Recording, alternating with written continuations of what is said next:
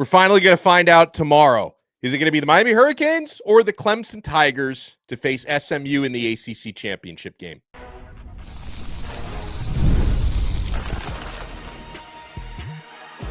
You are Locked On ACC, your daily podcast on the Atlantic Coast Conference. Part of the Locked On Podcast Network, your team every day. Shout out to the everydayers. Happy belated Thanksgiving, and thank you so much for making Locked On ACC your first listen and your first watch today. We're available free wherever you get your podcasts. We're free on YouTube. We're part of the Locked On Podcast Network, your team every day as we head into, well, we're already in it because we got Georgia Tech taking on Georgia right now. Kent, why don't we just call it now, Kenton, because Georgia Tech does have a 3-0 lead against Georgia in the Stop the count. Just stop the count. Stop the count. Stop the count. Let the Yellow Jackets win. This episode of Locked On ACC is brought to you by Gametime. Download the Gametime app, create an account, and use code LOCKEDONCollege for $20 off your first purchase.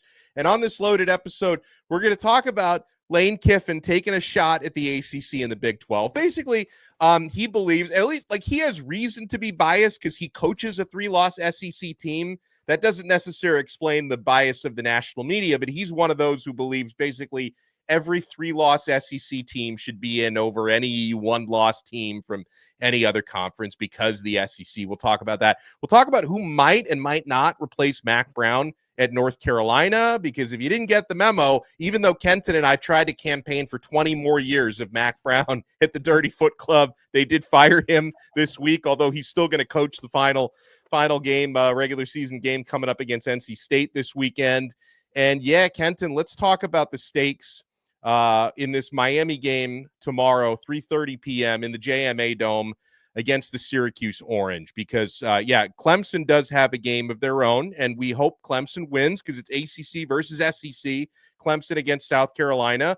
But the result of that game will not be significant towards the ACC championship. Now, Clemson will try to win that game to enhance their resume for a possible at-large bid in the college football playoff, but they do not have to win tomorrow. Miami does. If Miami beats Syracuse, they're in the ACC championship to take on SMU. Your outlook, Kenton, on this matchup, and you have the two top offenses in the ACC going head-to-head tomorrow. What's the over-under on this thing? I've got to know. What is it, like 75 points or so? 76 I think and a half? it's in the 60s, but I will I'll check out FanDuel and I will let you know. I'm pretty sure it's in the 60s. If it's in the 60s, I'm giving you a level 18 lock right now. Hammer that over, baby. Hammer that. Neither one of these teams is a team that I would be shocked or surprised at getting over 30 here. But this is an extremely important game for a lot of reasons. Over under 67.5. So we pound the over? Pound the over. Pound it. Take that, call that over, and call up. Never. Anywho, get on FanDuel and get in that over. But in all seriousness, I look at this game and I say to myself, there's a lot of things at stake and on the line here. Fran Brown, how impressive would it be? He's already looking good in year one. But this game would take it over the top.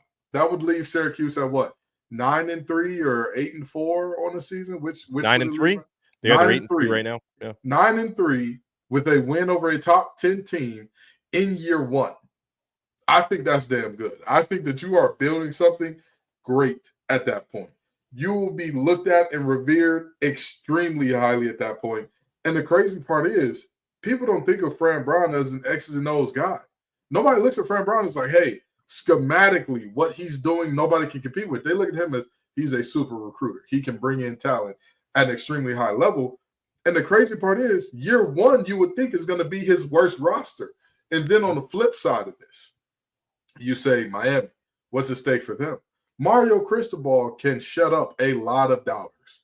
He can, I wouldn't say permanently hush him, but at least for a season or two, buy himself a lot of space, grace, and wiggle room just by making an ACC championship appearance, which Miami has done in how many years now? What is it? Going on 12? Seven years was the last time they were in the championship game. Yeah. 7 years. But you get the point. Either way, that's still big time. It'd be the first time under Mario Cristobal's tenure. And then on the flip side of things, this team is talent-wise as good as most people believe Miami can get. despite the fact that we've actually seen better, right? Despite the fact that we know, the state of Miami, as they call it, is a recruiting hotbed that you're always going to have a ton of talented players coming out of. So this game has implications beyond just like, hey, what's at stake in the very near future? But even if we're talking about just the near future, this ACC championship game looms large in the background of the Carrier Dome. Yeah, I think for Syracuse, and like you mentioned, like not only are they playing for a 9-win regular season, which would be tremendous in Fran Brown's first year, they also have this great opportunity to play spoiler to Miami because they know they're facing a top 10 opponent, that it's win or go home for Miami. If they win, they're in the ACC championship game. If they lose, not only are they not in the ACC championship game, but their playoff hopes get very slim, if not none, if they don't win this game tomorrow. And honestly, like Kenton, I was talking with our guy Jackson Holzer earlier this week about it, and he definitely expects Syracuse to play like a team with nothing to lose. Fourth down and short in their own territory, they're going for it. If they get an opportunity where they feel like it's the right time to run a fake punt, that might be every time they line up to punt. They're going to try and do that. But at the same time, a couple things I think are going to decide the winner of this football game, whether Miami gets to that ACC championship game or not. Who makes fewer mistakes is one. Right. I think the greatest path to victory for Syracuse would be to force a couple of turnovers, win that turnover margin 2-0, something like that. Now Miami, as long as they execute, Miami has had this habit. I know they're 10-1 on the year, which is really good record wise, but they often have played down to the level of competition, or they found a way to allow teams to hang around in games. You hopefully you get great Cam Ward, not good or shake Cam Ward in this one, because he's probably the most talented, or one of the two most talented quarterbacks in the country, he and Shedeur Sanders. But, sometimes he'll try to do a little bit too much. But Kenton, I think this is a game where Miami should be able to, on both sides of the football, really lean on their guys in the trenches, offensive line and defensive line. Syracuse, they've been vulnerable against the run this year. Miami's running game has really caught fire, especially in recent weeks. They have a three-headed monster with Damian Martinez, Mark Fletcher, and Jordan Lyle has emerged as a true freshman. He was actually the best of the three last week against Wake Forest. They protected Cam Ward really well. Syracuse does not blitz very often. So unless they kind of change up that script a little bit, Ward might theoretically have a lot of time to throw. And Syracuse has had trouble covering slot receivers. And Miami has the best one in the country in Xavier Restrepo. So there's a lot to this that really works in Miami's favor. But then on the flip side, Kenton, despite a solid performance last week for about 3/4 of the game, we haven't seen Miami's defense play consistently well, really since the first game of the year against Florida. And we know Syracuse can score.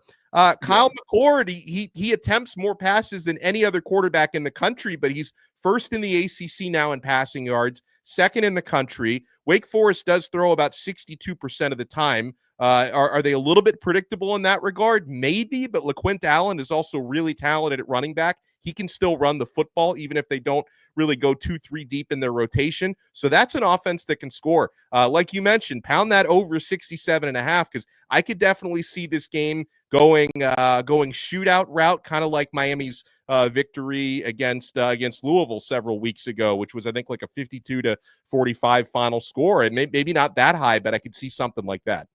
I'll tell you this much. I'll give you one thing that this team wins if.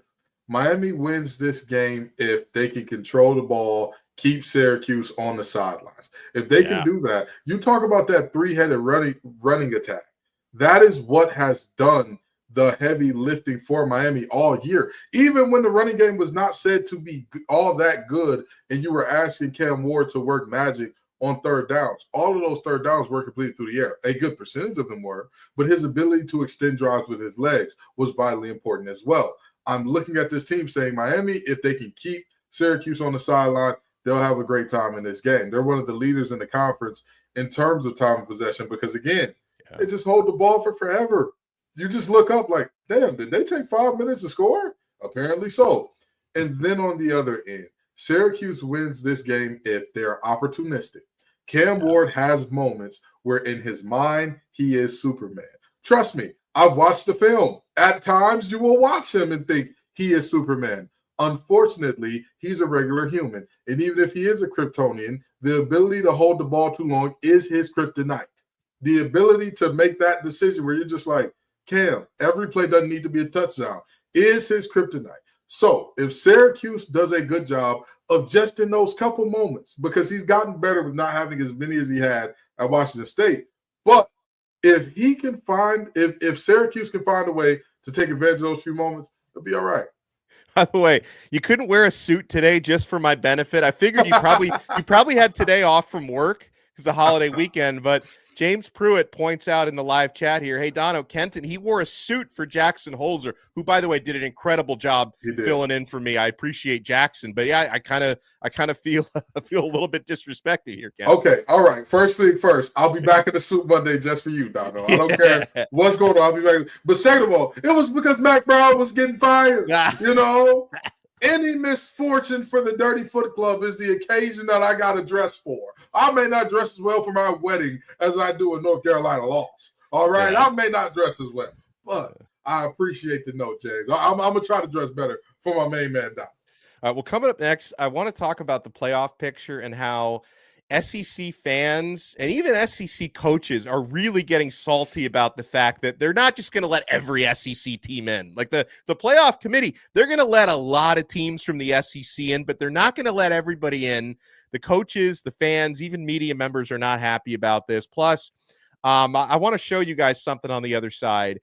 We love this conference, but I just wish the ACC front office, can you at least proofread your emails before you send them out? Because this was a ridiculous gaffe that they made today, to the point where some people think they did it on purpose. You want to keep it locked right here. We're only getting started on this brand new episode of Locked On ACC.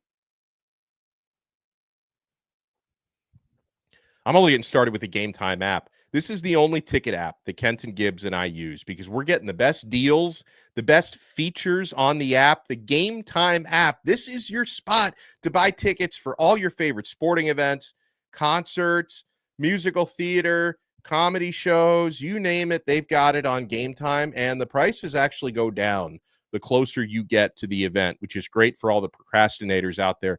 Gametime has a new feature called Gametime Picks that makes getting tickets to see your favorite teams play live even easier. Gametime Picks filters out all the fluff to show you only incredible deals on great seats, so you don't have to waste time searching through thousands of tickets. Folks, I love the all-in pricing feature on Gametime. Shows you the total up front with no surprise fees at checkout. I love getting a panoramic view from my seat right there in the app before I buy. And they have the lowest price guarantee, or Gametime will credit you 110% of the difference. So take the guesswork out of buying tickets with Gametime. Download the Gametime app, create an account, and use code LOCKEDONCollege for $20 off your first purchase. Terms apply. Again, create an account and redeem code LOCKEDONCollege for $20 off. Download Gametime today. What time is it? It's game time.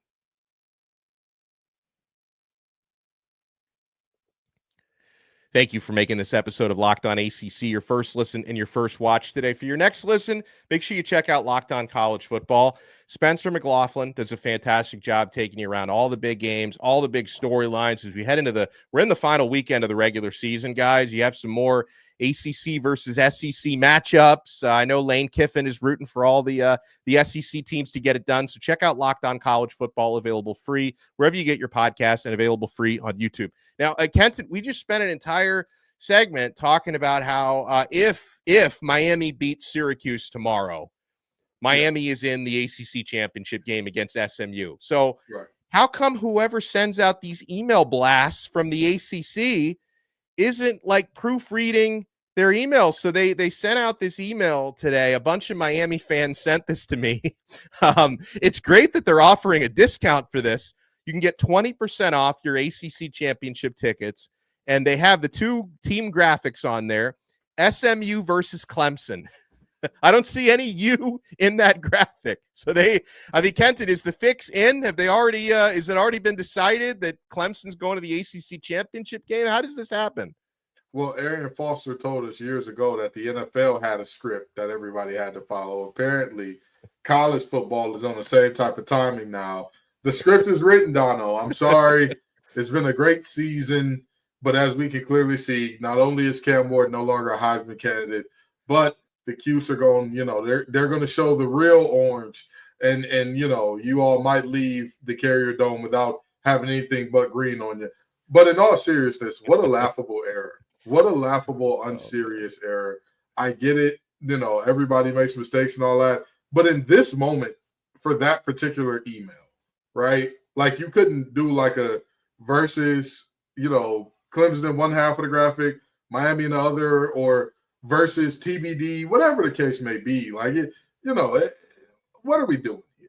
Come on, man. We got to be back in this. I'll tell you, Kenton knows as well as anybody that I'm very superstitious, and I probably should have already applied for credential for the game, just because, like, I'm the co-host of Locked On ACC no matter what, but right. I'm also a Miami guy, and I've been getting these emails from the ACC for like the last month about, hey, credential applications are open, apply to the ACC Championship Game. But Kenton, I'm afraid that if I start planning a trip to Charlotte, I'm not 100% sure I'm going to be able to go either way, but I've thought about it.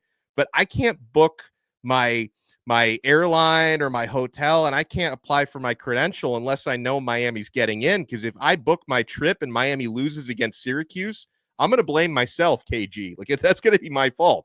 Well, don't worry, Donno. I've applied for a credential anywho, so we'll be all right. There you go. The Locked On Podcast Network will have some coverage of this thing. I know Locked On SMU in the thing, and I know we don't have we just got a Locked On Clemson back. Yeah. So don't worry, Donno. Locked On will have coverage of this thing. Coverage. But I'll tell you what, again, it's just a laughable moment. You know what I mean? Like, obviously, we all make mistakes. It's not exactly brain surgery. Nobody loses their life because they got it wrong. But damn it, get it right. This is something easy. This is something that's not the hardest thing in the world to do in terms of getting a graphic right, or producing the graphic multiple times saying SMU versus Clemson or SMU versus Miami. It's not that hard. Well, as of right now, the college football playoff rankings, they get redone every Tuesday night. They're revealed. Mm-hmm. But for right now, Kenton, we actually have 3 ACC teams in the top 12. So 3 ACC schools are in position to make it into the college football playoff. Miami at number 6, SMU at number 9, and Clemson at number 12. And if Clemson beats South Carolina tomorrow, they're going to be in pretty good position to sneak in, even if they don't get into the ACC Championship Game. So there is a chance the ACC gets 3 in. Lane Kiffin, who now has a 3-loss Ole Miss squad, they just lost at the Swamp at Florida last week. He's not happy about this process. He says, we need to play really well, first off. That's what's in our control, Kiffin said. This is on his coach's show on the radio on Wednesday nights. He said, and other things need to happen. I'm not going to get into the whole thing, but then he does get into it. Famous last words, I'm not going to get into the whole thing, but here we go. Yeah, I'm not saying because of us. It's ridiculous, he said, the difference of playing in the SEC and the ACC and Big 12. To see these rankings, I'm not even doing the Ole Miss homer thing, he said. To think that you're looking at schools and you're talking about Clemson's schedule and who they played over Alabama, it's stupid, he says. I'm not going to name them. Take some of those teams that are up there that haven't played anybody and put them down in the SEC. They're 500 teams, he says. And we've heard national media members saying, hey, the SEC should be getting more respect in these college football playoff rankings. But Kenton, the argument is always so one-sided. The argument is always, look who these teams have played and look at the quality of their wins. But then they completely ignore the loss column. That, okay, does a 3-loss SEC team really deserve it more than a 1-loss ACC team, or a 1-loss Big 12 team, if there were any? It's like, what's even the point of having 4 power conferences if you only basically want 1 or 2 power conferences represented in the playoff? The losses have to matter as well. I'll take it a step further, Donno. Ole Miss has 3 losses, correct? Yeah. Quick question, Donno. I believe that they lost to Louisiana State University. Did they lose to those old Tigers? They did. Now, the Tigers got to be undefeated out of conference, right? They could have lost to a team like USC. Because they did. Oh, they did. Well, you know what? That's not fair. That's not fair. I believe that Ole Miss has another loss in there. Who are their other losses to, Donno? Help me out. Florida just they lost to Florida. Well, Florida, if you drop them off in the ACC, you know they dominate. It's not like they lost to. Wait a minute, did they lose to your Miami Hurricanes? 41-17 in the swamp. The same swamp where Lane Kiffin lost just this past weekend. Miami beat Florida in that stadium 41-17. Now, the SEC fans would tell you, well, the Florida Gators of right now, DJ Lagway, who did play a little bit in the Miami game, threw an interception. If they played Miami right now, they would blow out them Hurricanes, but they had the opportunity and they got blown out. So wait a minute. So that team is different, and yet this Clemson team isn't a different team? Apparently not. So only Florida gets to be different later in the season. Right. Because it just means, again, the circular logic. Work out, make it make sense is all I ever ask for. That's all I ever ask. Give me some consistency in how we are doing these things. And before we go any further here, I'm sure that outside of those two losses we just talked about, the SEC hasn't lost any games out of conference this year, correct? Like nobody in the SEC could have done that, right? No, I'm sure Vanderbilt, who beat Alabama, isn't losing the group of 5 teams out there. Of course not. No. I'm sure that everybody else, I'm sure that Auburn team that beat Texas A&M didn't lose to Fernando Mendoza and company. I'm sure he didn't. Again, the circular logic of our strength of record is really good. Strength of schedule is really good. Strength of schedule is based on what? Preseason rankings.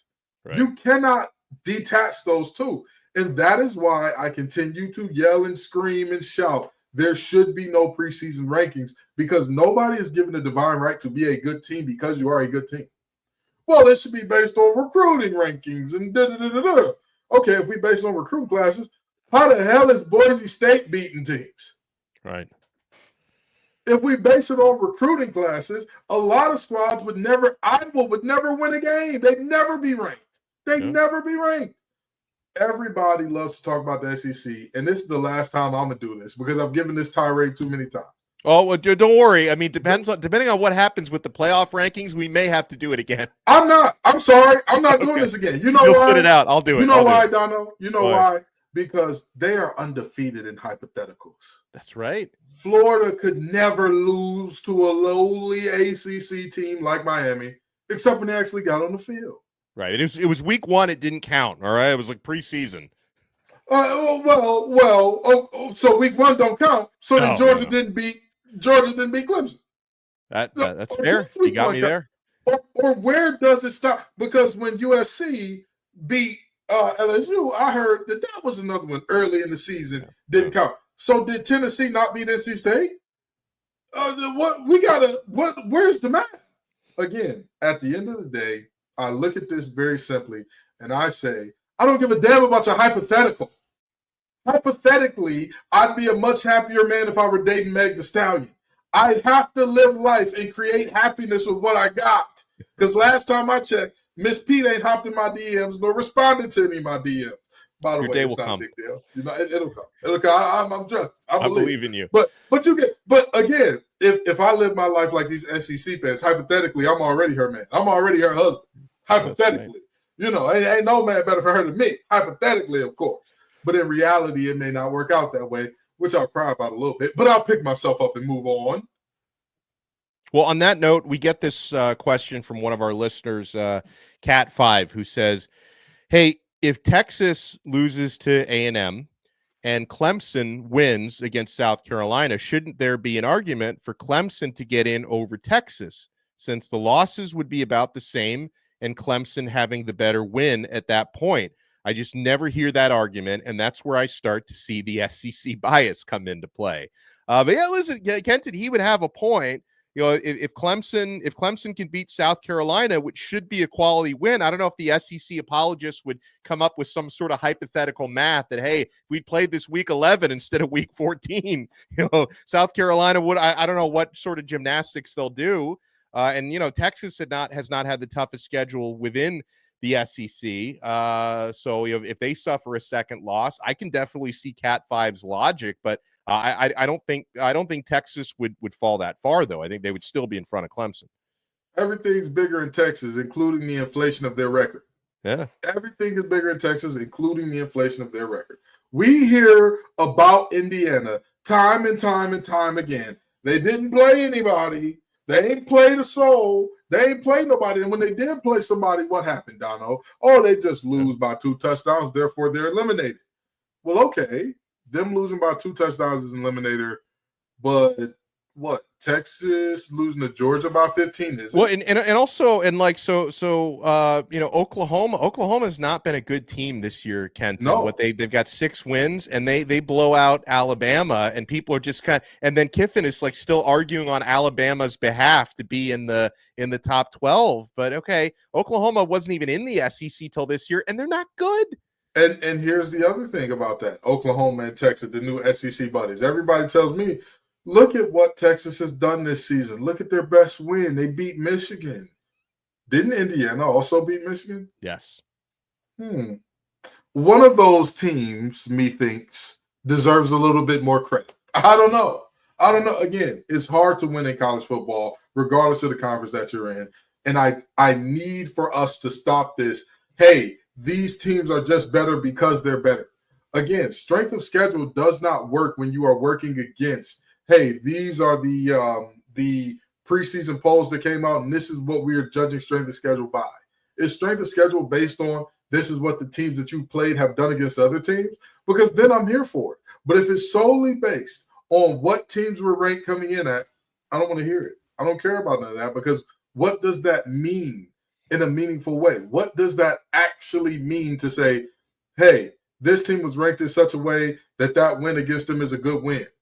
That loss is now a good loss. It means nothing. Just the same way that we got fooled by some fool's gold because teams beat Florida State early in the year. Yeah. We thought, oh man, we may see a Boston College or Georgia Tech in the ACC Championship. I can't believe it. Yeah. Did either one of those teams sniff the ACC Championship? No, because the ACC is actually determined by what happens on the field, not what you think would happen in a hypothetical game, not what FanDuel thinks will happen. I love FanDuel. Shout out to the boys, man. Get in your parlays, get in your post-Turkey Day parlays at FanDuel. But guess what? What they say does not create or compute to this is what teams are. All right. Well, when we come back, who seem to be the early candidates to replace one Mack Brown at North Carolina, who he will be coaching this weekend against NC State, but who's going to be the next one at UNC? You want to keep it locked right here. We're not done yet on this brand new episode of Locked on ACC.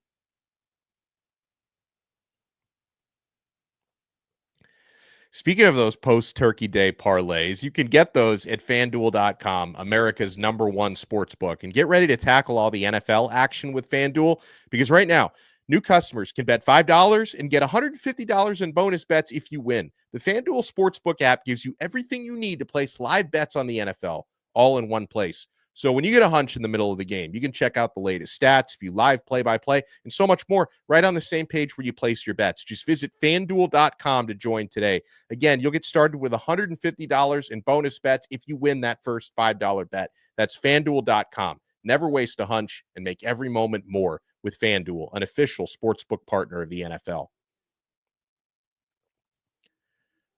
Thank you so much for making Locked on ACC your first listen and your first watch today. We're free wherever you get your podcasts. We're free on YouTube. We're part of the Locked on Podcast Network, your team every day. One of the hotly rumored candidates to be the next UNC head coach has been Arthur Smith, who's currently the offensive coordinator of the Pittsburgh Steelers. Now, Smith actually addressed, you see, he did his weekly news conference, the coordinators conference with the Steelers this week, and he was asked about it. It doesn't sound to me, Kenton, like Arthur Smith is going to be taking that job. I don't think he's actually officially been offered the job, but they did reach out to him. He said, reality is UNC reached out on a preliminary call. He said, I appreciate it. I love that place, but that's not my focus. I mean, I've got one of the best jobs in football right now. There's a lot to be said, too, about how you can't put a price on personal and professional happiness, which I have here. I've got an awesome job here, he said. Love it here in Pittsburgh. I probably have a different mindset than I had 4 years ago, where any head job, I probably would have walked there to take it, he said. Now my perspective's different. And when you've got something good like I got here in Pittsburgh right now, family loves it here. I like the working environment. I love being a Steeler. So, I mean, is he just saying what, the Steelers organization wants him to say, or did it sound like that's a no to UNC? It sounded like a no, and a lot of people forget who Arthur Smith is. Y'all do know who Sonny is, right? Yeah. Anytime you see a FedEx package come to your door, yeah, Arthur Smith's getting a cut of that. I'm joking. It's his dad's company. Yeah. But in all he might get a cut, though. In all seriousness, I mean, of course you can't put a price on professional happiness when you know I'm the heir to like one of those things that's so ubiquitous, it's literally everywhere. Of course, but yeah, he's not lying, I don't believe, because he has no reason to. You know what I mean? True. Like 9 times out of 10, when coaches lie, there's a very clear reason of like, oh, I can't do this because when Nick Saban was saying, I'm going to be a Dolphin, I'm with the Dolphins, he had the incentive of not losing the locker room at that point in time. Like it made no sense for him to come out in that moment and say, hey, I'm going.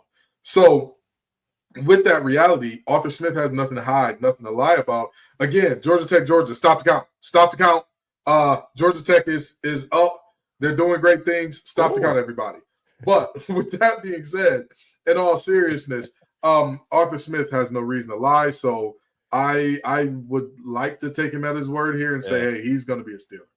Yeah. So other candidates that have been mentioned, John Summerall, who's the Tulane head coach, has been doing really, really well in his recent coaching stops. And also Tulane's got some really good players that may follow him to his next job in the transfer portal if he were to take the UNC job. So I think that's definitely a name that they should keep on pursuing. And I'm also starting to see, and of course, if you're in a Kirby Smart coaching tree, you're going to be a hot candidate. Glenn Schumann, who's the Georgia Tech at DC. So far, Georgia is doing pretty well on defense, but not so well on offense tonight. Georgia Tech is up 3-0 in the second quarter against Georgia. But so the Georgia DC, Schumann is another alleged candidate for that job. And he was actually apparently the first hire that Kirby Smart made when he got to Georgia. And he's worked his way up the ranks to defensive coordinator. So that would be another interesting name to watch for North Carolina. I think both of those are interesting names because as much as I hate the Dirty Foot Club, I got to admit that's not as bad of a job as some people make it out to be. It's actually a very good job when you think about it. They have the money to give you a big-time check. However, you're not met with big-time expectations when you get there because it's UNC football. It's a basketball school. People do not think of UNC and think, oh, man, Julius Peppers and Lawrence Taylor played there. Dre Bly's in Carolina. Nobody thinks about that. That's not what happens. You think of Jordan. You think of Worthy. You think of all those championship teams on terms of the hardwood and whatnot. That's what you think of. So with that in mind, you're walking into an environment where you got a good check, a very healthy recruiting budget. You have all of these external factors working for your good, more or less. I really don't see why that would be a bad job to take. Summerall would be taking a step up, and so would the defensive coordinator from Georgia. So I don't think either one of those guys have a reason to say no. If anything, I think both of those guys are like, hey, these are, this is a good spot. Like I couldn't see a problem with either one of those guys taking that job. Yeah, and honestly, I think either one of those guys who have so much experience at the college level, and Schumann, I don't think he's ever been a head coach anywhere, but he's regarded as an excellent recruiter at Georgia. Summerall has probably punched above his weight in recruiting at smaller schools, whereas Arthur Smith does not have experience doing that part of the college game. So honestly, with how important recruiting is now in this age of NIL, and it's really an arms race out there, transfer portal, I'd probably rather have someone who's worked his way up the college ranks than otherwise. So yeah, guys, that'll do it for us. I appreciate everyone taking the time, especially on a holiday weekend, to make Locked On ACC your first listen and your first watch. Huge thank you to Kenton Gibbs, of course, for doing great work as always. Thanks again to Jackson Holzer for filling in for me earlier in the week. Also, you can check out Jackson and I did a crossover episode of Locked On Canes / Locked On Syracuse today talking Miami versus Cuse. So if you want to check that out, it's available on Locked On Canes or Locked On Syracuse. Make sure you check out Kenton and Grayson on Locked On Wolfpack, and we'll talk to you guys next time on another episode of Locked On ACC, part of the awesome Locked On Podcast Network. Your team every day.